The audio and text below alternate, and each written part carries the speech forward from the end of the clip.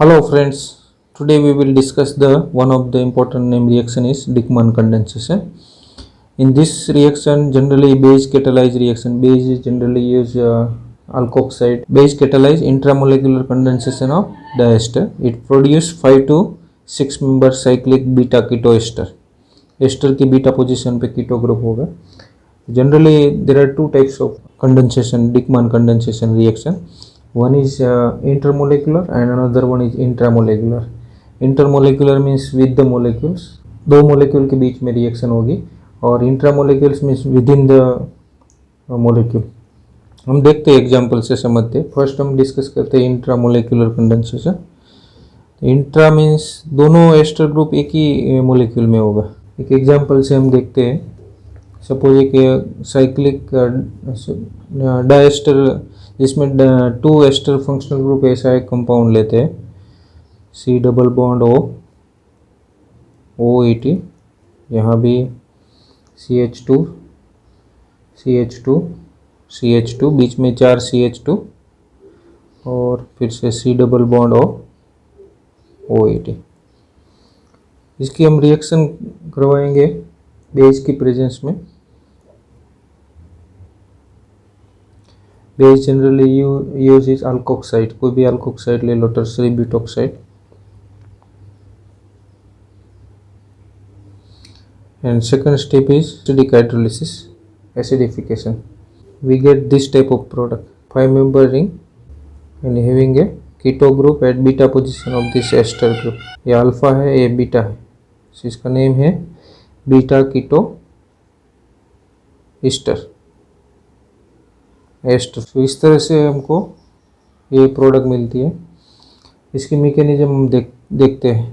तो मैकेनिज्म में first step में क्या होगा, ये देखो, ये मोलिक्यूल हम ले लेते हैं फिर से, C double O E T. यहाँ भी ले लेते हैं CH2 C double O E T. यहाँ सब जगह पे CH2 है. ये सेम ही मोलिक्यूल है. In the first step what happen, base abstract the acidic proton.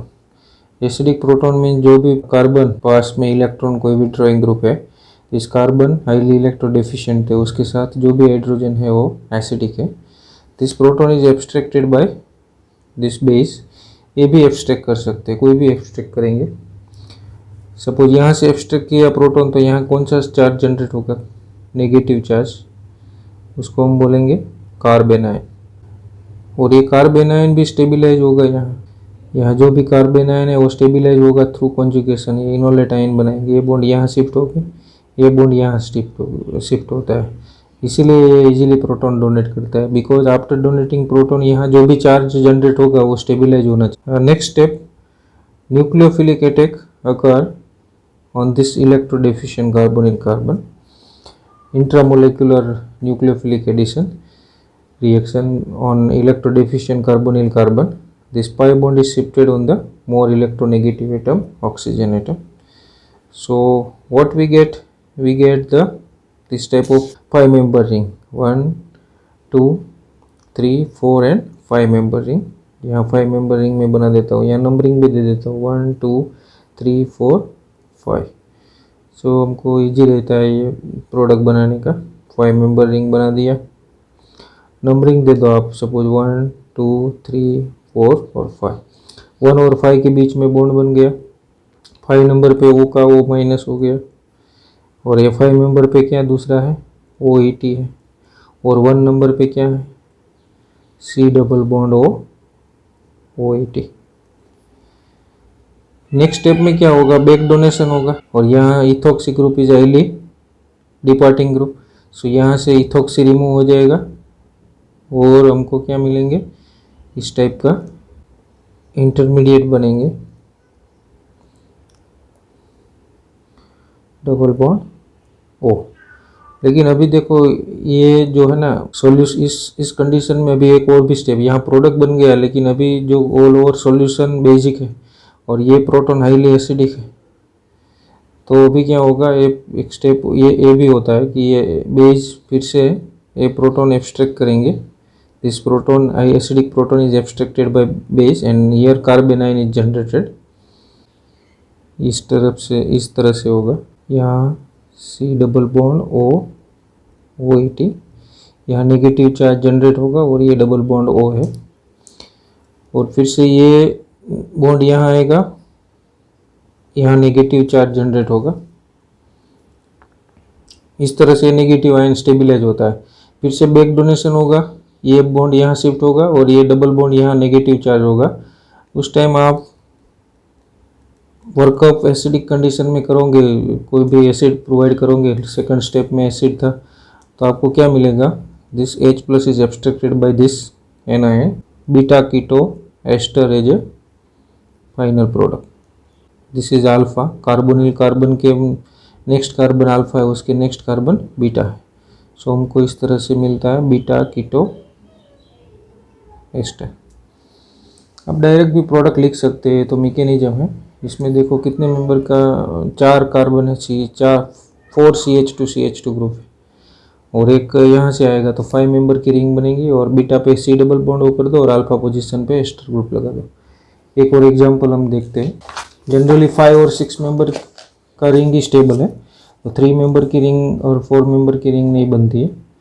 एक और एग्जांपल ले लेते हैं। सपोज ET 2 एस्टर ग्रुप है, ऐसा C डबल बॉन्ड O, ऐसा कोई मोलिक्यूल लेते हैं CH2। इसकी कंडीशन ही यही है, एकमान कंडेंसेशन की। अगर कोई मोलिक्यूल में 2 एस्टर और 2 एसिड ग्रुप है और बेस की प्रेजेंस में हम रिएक्शन करेंगे, तो ये जो डिकमान कंडेंसेशन से हमको बीटा कीटो एस्टर प्रोडक्ट मिलेंगी। यहाँ सपोज 5 CH2 ग्रुप है, ये 5 CH2 ग्रुप बीच में है, उसका अभी मैकेनिज्म देख लिया। आगे का एग्जांपल में यहाँ 4 CH2 थे, तो 5 मेंबर की रिंग बनी। यहाँ 5 CH2 ग्रुप है, तो कौन सी रिंग बनेगी, 6 मेंबर की रिंग बनेगी। डायरेक्ट हम प्रोडक्ट लिख सकते हैं, 6 मेंबर की आप रिंग लिख दो, बना दो। Mechanism same as follow as above. यहाँ कोई एस्टर ग्रुप लगा दो C डबल OH, ये अल्फा पोजीशन है, एस्टर जहाँ लगा वहाँ, और उसकी नेक्स्ट पोजीशन कौन सी है, बीटा। इस तरह से हमको क्या मिलता है, बीटा कीटो। और यहाँ कंडीशन क्या है, फर्स्ट स्टेप में बेस और सेकंड स्टेप में एसिडिक हाइड्रोलिसिस। सो ये इंट्रामोलेक्युलर डिकमान कंडेंसेशन रिएक्शन था, क्योंकि ये जो 5 मेंबर और 6 मेंबर बनती है। पर इंटरमोलेक्युलर डिकमान कंडेंसेशन कब होती है, इंटर मीन्स टू मोलेक्यूल उसमें पार्टिसिपेट होते हैं। तो देखो इसमें इंट्रा क्यों नहीं होती, वो भी हम देखेंगे। सपोज एक डायस्टर वाला एक कंपाउंड लेते हैं, C डबल बॉन्ड OH, दूसरा CH2 C डबल OH। इस तरह से मैंने लिखा है, आपको पता चलेगा। सपोज मैं इसका इंट्रा करवाऊँ तो क्या होगा, यहाँ से बेस पर एब्स्ट्रैक्ट करेंगे प्रोटॉन और यहाँ अटैक करेंगे। देखो कितना मेंबर की रिंग बनती है, 3 मेंबर की, और आपको पता है 3 मेंबर रिंग में ज़्यादा स्ट्रेन होता है। तो ये क्या करेंगे, इस तरह से सेम मोलेक्यूल जो 3 मेंबर का उसके साथ रिएक्शन करेंगे और इंटरमोलेक्युलर कंडेंसेशन हो जाएगा। सपोज सेम मोलेक्यूल में इस तरह से लिखता हूँ, यहाँ C डबल बॉन्ड OH, यहाँ एक ग्रुप लिखता हूँ, और यहाँ C डबल बॉन्ड OH। इसकी reaction same condition, first step is in presence of base, second step is acidic hydrolysis. तो इसमें क्या, फर्स्ट स्टेप में बेस यहाँ से एब्स्ट्रैक्ट करेंगे प्रोटॉन, और ये कहाँ अटैक करेंगे, इलेक्ट्रोडिफिशिएंट कार्बोनिल कार्बन पे। ये बॉन्ड यहाँ शिफ्ट हो गए और फिर से बैक बॉन्डिंग होगी और यहाँ से इथॉक्सी ग्रुप रिमूव हो जाएगा। सेम दूसरा, यहाँ से बेस एब्स्ट्रैक्ट प्रोटॉन करेंगे, कार्बेनाइन यहाँ जनरेट होगा और ये यहाँ अटैक करेंगे, ये बॉन्ड यहाँ शिफ्ट होंगे, फिर से बैक बॉन्डिंग होगा और ये इथॉक्सी ग्रुप यहाँ से रिमूव हो जाएगा। तो इस तरह से अभी देखो कितने मेंबर की रिंग बनती है, 1 2 3 4 5 एंड 6। तो 6 मेंबर की रिंग की प्रोडक्ट में यहाँ बना देता हूँ। बीटा कीटो एस्टर तो इसका जो फाइनल प्रोडक्ट तो है ही। तो ये भी, ये देखो सपोज मैं इसको नंबर दे दूँ 1 2 और 3, तो 1 पे कौन सा ग्रुप रहेगा, C डबल बॉन्ड O, ये OH तो रिमूव हो गया। फिर 2 और 3 पे कौन सा ग्रुप है, C डबल बॉन्ड OH। फिर यहाँ से देखो ये ग्रुप यहाँ से अटैच है, ये यहाँ से OH रिमूव हो गया, तो यहाँ कौन सा बचेगा, डबल बॉन्ड O। फिर ये CH2 और यहाँ कौन सा ग्रुप है, C डबल OH। ये एस्टर ग्रुप है, इसकी अल्फा पोजीशन है, बीटा पोजीशन है, ये एस्टर ग्रुप है, इसके अल्फा पोजीशन, ये बीटा पोजीशन। सो बीटा की तो एस्टर तो प्रोडक्ट रहेगी इसकी में, लेकिन इसमें उसको इसमें एक खास इम्पोर्टेंट है 1,4 डायोन मिलता है, 1,4 diketone. So this all are about the Dickmann condensation. Hope you understand the Dickmann condensation. Thank you very much.